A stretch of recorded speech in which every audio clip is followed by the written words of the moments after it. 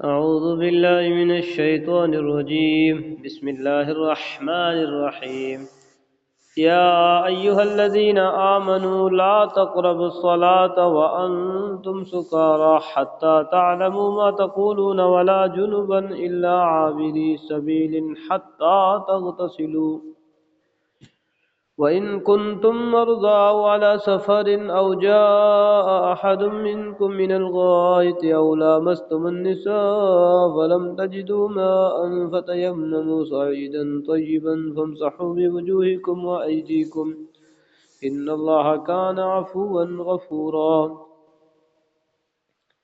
اے ایمان والو، جب تم نشے کی حالت میں ہو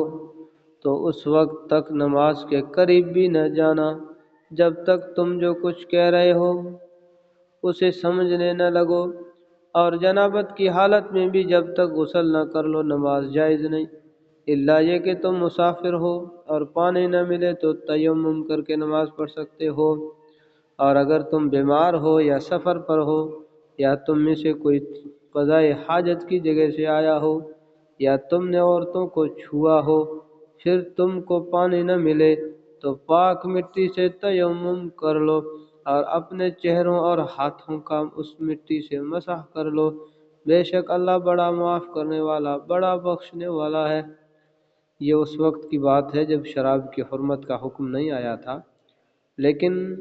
اسی آیت کے ذریعے یہ اشارہ دے دیا گیا کہ وہ کوئی اچھی چیز نہیں ہے، کیونکہ اس کو پینے کی حالت میں نماز پڑھنے سے روکا گیا ہے، لہذا کسی وقت اس کو بالکل حرام بھی کیا جا سکتا ہے۔ أَلَمْ تَرَ إِلَى الَّذِينَ أُوتُوا نَصِيبًا مِنَ الْكِتَابِ يَشْتَرُونَ الضَّلَالَةَ وَيُرِيدُونَ أَن تَضِلُّوا السَّبِيلَ، جن لوگوں کو کتاب یعنی تورات کے علم میں سے ایک حصہ دیا گیا تھا، کیا تم نے ان کو نہیں دیکھا کہ وہ کس طرح گمراہی مول لے رہے ہیں اور چاہتے ہیں کہ تم بھی راستے سے بھٹک جاؤ۔ واللہ اعلم بأعدائکم وکفى باللہ ولیا وکفى باللہ نصیرا،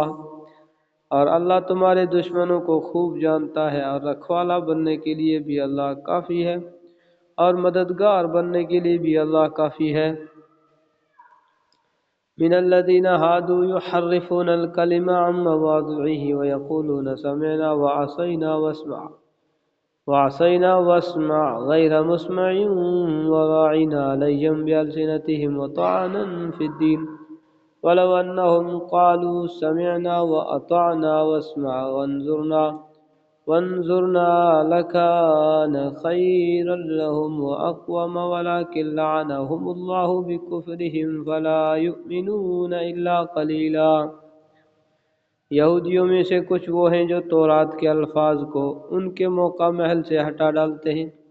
اور اپنی زبانوں کو توڑ مروڑ کر اور دین میں طعنہ زنی کرتے ہوئے کہتے ہیں سمعنا وعصینا اور اسمع غیر مسمع اور راعنا، حالانکہ اگر وہ یہ کہتے ہیں کہ سمعنا واطعنا و اسمع وانظرنا تو ان کے لیے بہتر اور راست بازی کا راستہ ہوتا، لیکن ان کے کفر کی وجہ سے اللہ نے ان پر پھٹکار ڈال رکھی ہے، اس لیے تھوڑے سے لوگوں کے سوا وہ ایمان نہیں لاتے۔ اس آیت میں بعض یہودیوں کی دو شرارتوں کا ذکر کیا گیا ہے۔ ایک شرارت یہ ہے کہ وہ تورات کے الفاظ کو اپنے موقع محل سے ہٹا کر اس میں غلطی یا معنوی تحریف کا ارتکاب کرتے ہیں،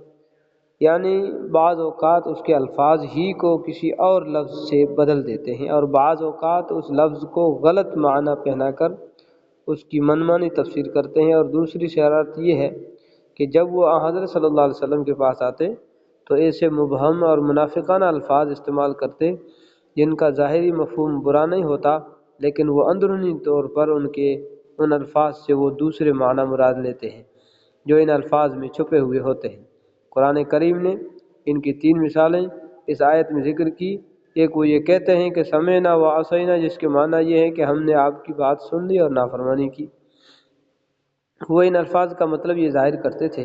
کہ ہم نے آپ کی بات سن لی ہے اور آپ کے مخالفین کی نافرمانی کی، لیکن اندر سے ان کا مطلب یہ ہوتا تھا کہ ہم نے آپ کی بات سن لی اور اسی بات کی نافرمانی کی۔ اور دوسرے وہ کہتے تھے کہ اسمع غیر مسمع، اس کا لفظی ترجمہ یہ ہے کہ آپ ہماری بات سنیں، خدا کرے کہ آپ کو کوئی بات سنائی نہ جائے۔ ظاہری طور پر وہ یہ دعا دیتے تھے، ظاہری طور پر وہ یہ دعا دیتے تھے کہ آپ کو کوئی ایسی بات نہ سنائی جائے جو آپ کی طبیعت کے خلاف ہو، لیکن اندر سے ان کا مطلب ہوتا تھا کہ خدا کرے آپ کو ایسی بات نہ سنائی جائے جو آپ کو خوش کرے۔ تیسرے وہ ایک لفظ رائنا استعمال کرتے تھے جس کے معنی عربی زبان میں تو یہ ہے کہ ہمارا خیال رکھیے، لیکن عبرانی زبان میں یہ ایک گالی کا لفظ تھا جو وہ اندرونی طور پر مراد دیتے تھے۔ یا ایھا الذین اوتوا الکتاب آمنوا بما نزلنا مصدقا لما معکم من قبل ان نطمس وجوہا فنردها على ادبارها او نلعنهم كما لعنا اصحاب السبت وكان امر الله مفعولا۔ یہ اہل کتاب، جو قرآن ہم نے اب نازل کیا ہے، جو تمہارے پاس پہلے سے موجود کتاب کی تصدیق بھی کرتا ہے، اس پر ایمان لے آؤ قبل اس کے کہ ہم کچھ چہروں کو مٹا کر انہیں گدی جیسا بنا دیں یا ان پر ایسی پھٹکار ڈال دیں جیسی پھٹکار ہم نے سبت والوں پر ڈالی تھی، اور اللہ کا حکم ہمیشہ پورا ہو کر رہتا ہے۔ سبت سنیچر کے دن کو کہتے ہیں کہ تورات میں بنی اسرائیل کو اس دن روزگار کا کام کرنے سے منع کیا گیا تھا، لیکن ایک بستی کے لوگوں نے اس حکم کی نافرمانی کی جس کے نتیجے میں ان پر عذاب آیا اور ان کو مسخ کر دیا گیا۔ اس واقعے کی تفصیل کے لیے دیکھیے سورہ اعراف آیت 163۔ ان اللہ لا یغفر ان یشرک بہ ویغفر ما دون ذلک لمن یشاء ومن یشرک باللہ فقد افتری اثما عظیما۔ بے شک اللہ اس بات کو معاف نہیں کرتا کہ اس کے ساتھ کسی کو شریک ٹھہرایا جائے، اور اس سے کم تر ہر بات کو جس کے لیے چاہتا ہے معاف کر دیتا ہے، اور جو شخص اللہ کے ساتھ کسی کو شریک ٹھہراتا ہے وہ ایسا بہتان باندھتا ہے جو بڑا زبردست گناہ ہے۔ یعنی شرک سے کم کسی گناہ کو اللہ تعالیٰ جب چاہے توبہ کے بغیر بھی محض اپنے فضل سے معاف کر سکتا ہے، لیکن شرک کی معافی اس کے بغیر ممکن نہیں کہ مشرک اپنے شرک سے سچی توبہ کر کے موت سے پہلے اسلام قبول کر کے توحید پر ایمان لے آئے۔ الم تر الی الذین یزکون انفسهم بل اللہ یزکی من یشاء ولا یظلمون فتیلا۔ کیا تم نے ان لوگوں کو نہیں دیکھا جو اپنے آپ کو بڑا پاکیزہ بتاتے ہیں، حالانکہ پاکیزگی تو اللہ جس کو چاہتا ہے عطا کرتا ہے، اور اس عطا میں ان پر ایک دھاگے کے برابر بھی ظلم نہیں کرتا۔ یعنی پاکیزگی اور تقدس اللہ تعالیٰ انہیں کو عطا فرماتا ہے جو اپنے اختیاری عمل سے ایسا چاہتے ہیں۔ جن کو پاکیزگی اور تقدس نہیں ملتا وہ ایسے لوگ ہوتے ہیں جو اپنے اختیاری اعمال کے ذریعے خود نااہل بن جاتے ہیں، لہذا اگر اللہ انہیں تقدس عطا نہیں فرماتا تو اس میں ان پر کوئی ظلم نہیں، کیونکہ انہوں نے خود اپنے اختیار سے اپنے آپ کو نااہل بنا دیا ہے۔ انظر کیف یفترون علی اللہ الکذب وکفی بہ اثما مبینا۔ دیکھو یہ لوگ اللہ پر کیسے کیسے جھوٹے بہتان باندھتے ہیں، وہ کھلا گناہ ہونے کے لیے یہی بات کافی ہے۔ دیکھو یہ لوگ اللہ پر کیسے کیسے جھوٹے بہتان باندھتے ہیں، وہ کھلا گناہ ہونے کے لیے یہی بات کافی ہے۔